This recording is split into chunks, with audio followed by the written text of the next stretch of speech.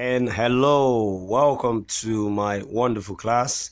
I'm delighted, of course, to have you join me here in my class.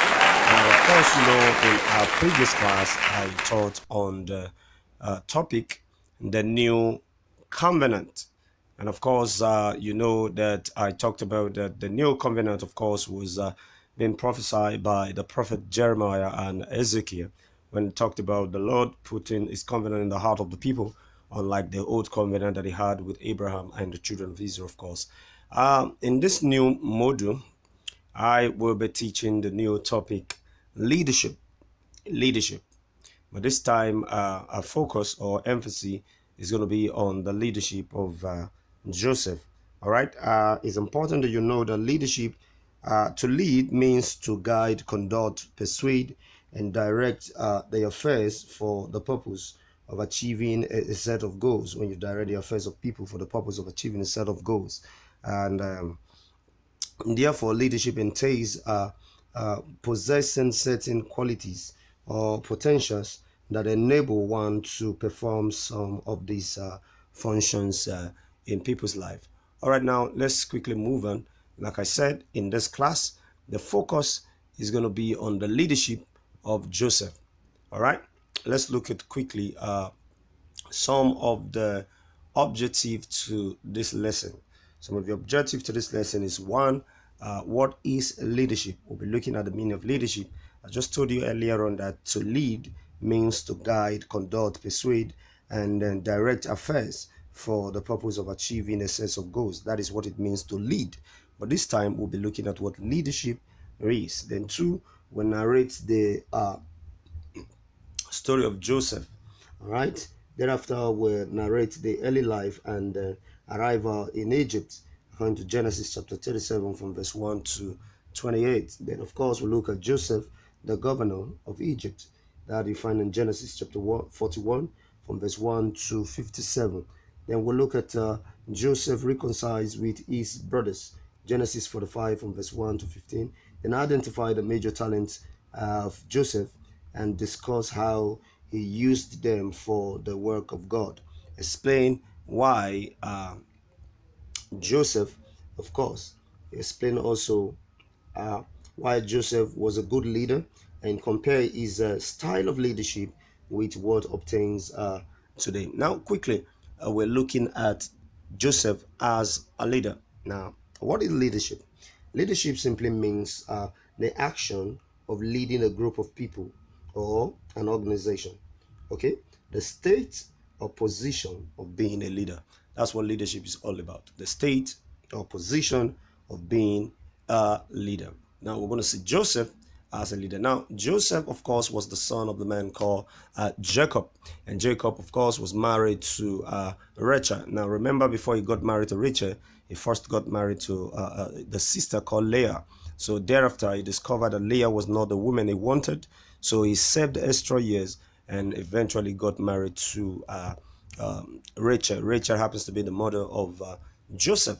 So Jacob loves Joseph so much that he made him a coat of many colors.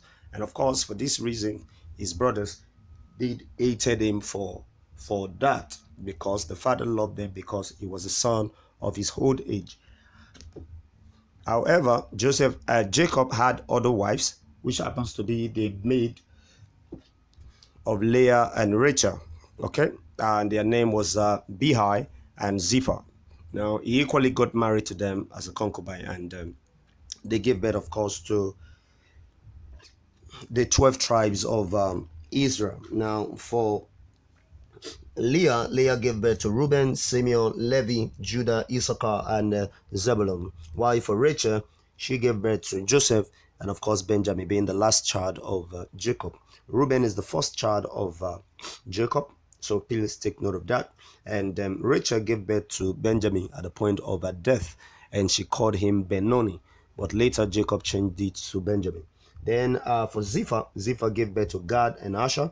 Then Bilhah gave birth to Dan and Naphtali. And if you look at it, they are the 12 tribes that makes up Israel today. So that's why Jacob as well is referred to as Israel. And the brother Esau is the father of the Edomite. All right. So that is noted. Let's move on. And I said he loved Joseph so much, and then he made for him a coat of many colors, and his brother hated him. But however, these are his brothers. Joseph had a dream, and the first dream he had was that he saw himself and his brothers. They were in the field, and while in the field they were keeping their sheep, and while they were there, he suddenly discovered that his own sheep stood still, and that of his brothers burned down, and they worship him. And he told this to his brothers, and his brothers hated him the more for this. And later after this, he had another dream, the second dream, and he saw the star, the sun, the moon, and they were all actually, and the 11 stars, they were bowing to him. And this he related with his father and, of course, his brothers again. And his father rebuked him immediately. But however, his father kept this in his heart. All right. His father kept this dream of Joseph strongly in his heart. So Joseph was only 17 years old when he joined his brothers in the keeping of their father's flock. Now you can see that where he had the dream, and the sun, the moon, and the stars, they were all bowing down to him, of course. And this made the brothers hated him the more. So on a fateful day, the father had sent Joseph out to go check up on his brothers while they were keeping their flocks at a place called Shechem. So Joseph got there. When his brothers saw him from afar off, they connived because they've been looking for an opportunity to eliminate him. So they decided this was the best time for them to eliminate him. So they all agreed. But Reuben suggested that they should throw him inside a hole, okay, so as to avoid killing him. So this, they all agreed, and they threw him inside the hole. Reuben said this, okay, with the mindset of coming back later to rescue him and send him back to their father. But however, before Reuben could return, his brothers again brought him out from the hole, and they sold him out to the Ishmaelite. All right, according to the Bible, he was sold out to the Ishmaelite. But however, it was the Ishmaelite and the Midianite that were there together now. The Ishmaelite and the Midianites are both cousins. All right, it's important that you note that they are both cousins, because Ishmael was a son of Agai, the wife of Abraham. That was Sarah's maid, and later gave birth to the son for Abraham called Ishmael, and he is the father of the Ishmaelites. Why the Midianites, of course, also Abraham's son. Abraham later got married after the death of Sarah to a woman called Keturah, and Keturah gave birth to Midian, and Midian happens to be the father of the Midianites. So this time the Midianite and Ishmaelites were together. Okay, they were on their way to Syria, but however, as God would divinely position it, he made sure that they go first to Egypt. So they bought Joseph for 20 shekels of silver from his brothers, and they took him down to Egypt. And why they got to Egypt, okay, they already sold Joseph out to Potiphar, and then they came back to their father with a coat of many color their father have given to Joseph, to report that an animal had just killed him, and this was the blood all over his coat of many colors. And their father wept bitterly, okay, for his beloved son that he loved so much and dearly to his heart. And this time it was only Reuben that was now with him, with the other of his brothers, okay, who has done this evil against him. But like I said, it was all the divine plan of God, part of the purpose of God for Joseph. Now Joseph found himself in Egypt through the slavery mission, okay, that his brother and the Ishmaelite who brought him down there. And they sold him out to Potiphar. He got to Potiphar's house, and the Lord caused all he did in the house of Potiphar to prosper, and he became the head of the house of Potiphar. But however, the wife of Potiphar was interested in this young man called Joseph. She kept on admiring him and wished to have a carnal knowledge of him. So on a fateful day, he invited Joseph into her chambers and tried to have a carnal knowledge of him. But Joseph said to himself, I cannot do this great wickedness against my God. So he fled for his life, and Potiphar's wife framed him up, okay, of trying to rape her. And for this, he found himself in the prison. And guess what?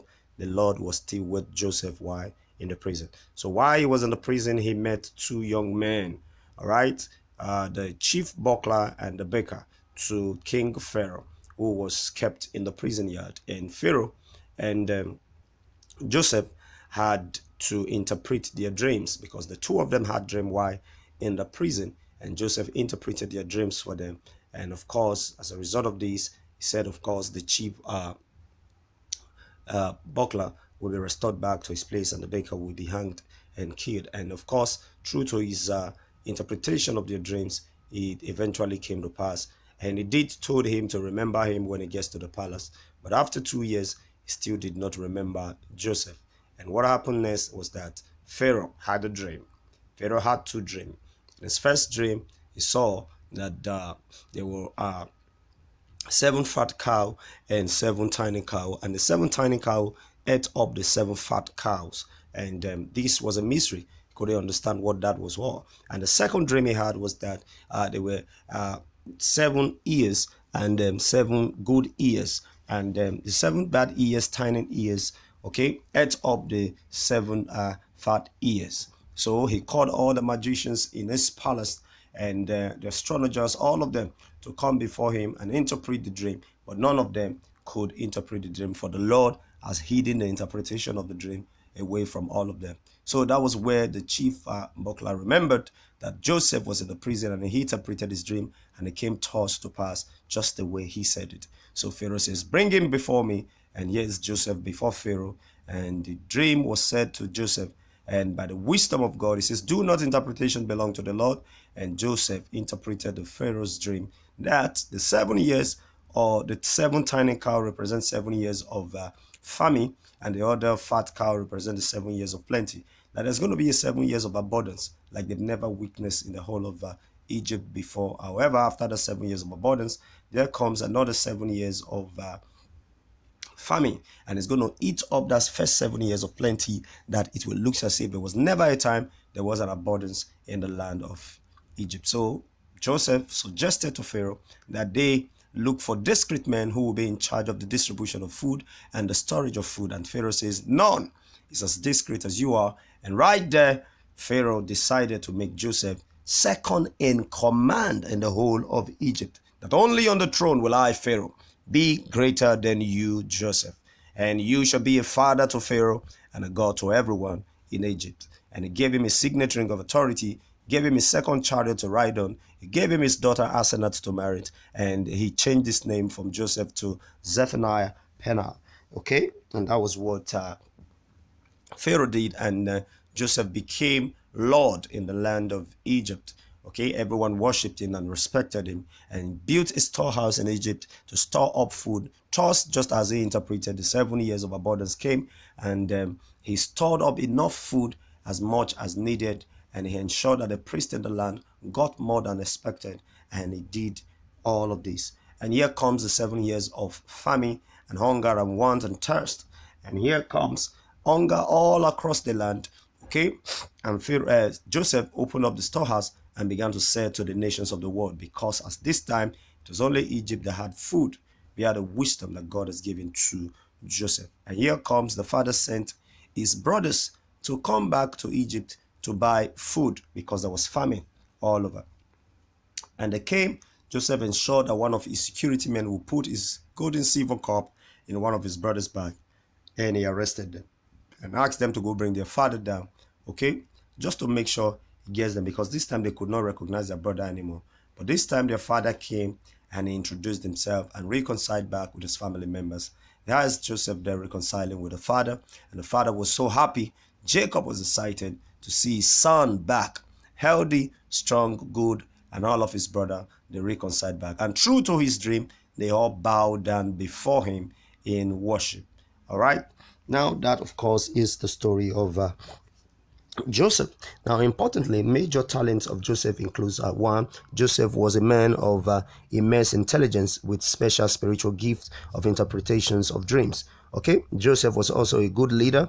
Okay, he performed the assignment of storage and distribution of the grains which he was given in Egypt by Pharaoh. Now, 3, despite the wickedness of his brother, he forgave them instead of taking vengeance against them. And 4, lastly, he respected God in all his actions. This was why he refused to commit adultery with Potiphar's wife. All right. Now, if we are to compare with present day leader, when compared with the present day leaders, Joseph's leadership was exemplary in the sense that he demonstrated high level of honesty, integrity, fear of the Lord, and forgiveness. All right. He avoided vengeance. All right. These are very important terms and things I want you to take note of. All right. I think this will be the much I can take for this class. Then in the next class we'll